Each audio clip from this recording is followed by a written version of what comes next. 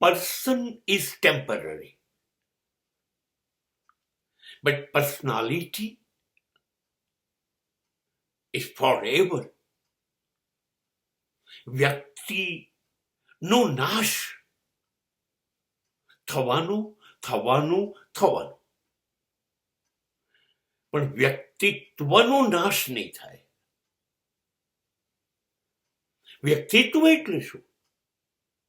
વ્યક્તિત્વ એટલે મેં વિકસાવેલા જીવનના મૂલ્યો,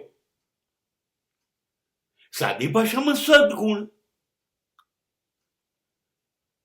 મારા વ્યક્તિત્વની અંદર સત્ય, ન્યાય, નીતિ, પ્રેમ, નિર્દોષતા, ધર્મ, નિસ્વાર્થપણું, આ બધું જ જો મારી પ્રતિભામાં આવતું હોય તો એ મારા પછી પણ જીવતું રહેશે. મેં મારા સિવાય અનેક જિંદગીઓની સાથે જિંદગીને સરળતાથી જીવવી, જીવનના મૂલ્યો સાથે જીવવી, એ દિશામાં જવા માટે મદદરૂપ બનવાના પ્રયત્નો કર્યા હોય. હું બધાના ઉપયોગમાં આવ્યો હોઉં. મેં બધાને મારી શક્તિઓનો લાભ આપ્યો હોય. મેં નિસ્વાર્થ ભાવે સમાજ માટે કામ આપ્યું હોય. મેં નિસ્વાર્થ ભાવે મારી લાગણીઓ અને મારી પ્રેમ ને વહેંચ્યા કર્યું હોય.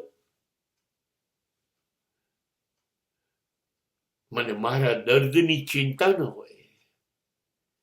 મને સમાજના દુઃખની પીડા થતી હોય.